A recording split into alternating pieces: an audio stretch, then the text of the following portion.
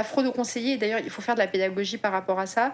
Ça peut être typiquement, vous recevez un coup de fil sur votre téléphone mobile, parfois même avec le numéro de votre banque, alors c'est complètement fou. Et au bout du fil, il y a quelqu'un qui vous dit: «Bonjour, je suis monsieur Dupont», et en fait, monsieur Dupont, c'est vraiment votre conseiller bancaire, hein: «Je suis monsieur Dupont, du CIC et cetera, ou je suis monsieur untel du service fraude du CIC, on détecte qu'il y a quelque chose d'anormal et donc il y a une tentative de fraude, donc je vais vous demander de vous connecter à votre espace pour voir si, par exemple, et puis, je vais faire un test tout de suite et puis je vais vous demander de valider tel truc ou de me donner tel code». Et donc en fait, les fraudeurs vont utiliser, c'est quand même assez fort, vont utiliser, parce qu'ils ont des moyens technologiques qui permettent et parce qu'ils font énormément d'ingénierie sociale, vont se faire passer pour votre banquier pour vous amener à valider, alors soit à changer des données, soit à valider des données pour leur compte, évidemment. C'est terrible parce qu'effectivement, c'est un des moyens de contourner la DSP2.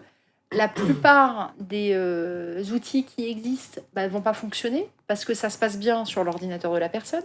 C'est bien la personne qui est en train de le faire. Donc c'est un vrai truc d'ingénierie sociale. Et là, il y a très peu de choses sur lesquelles on peut se baser pour détecter. Par contre, de la pédagogie.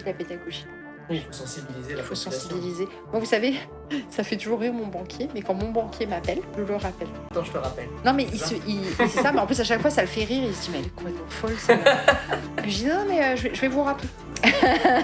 Je Je suis désolée, j'ai pas confiance en fait.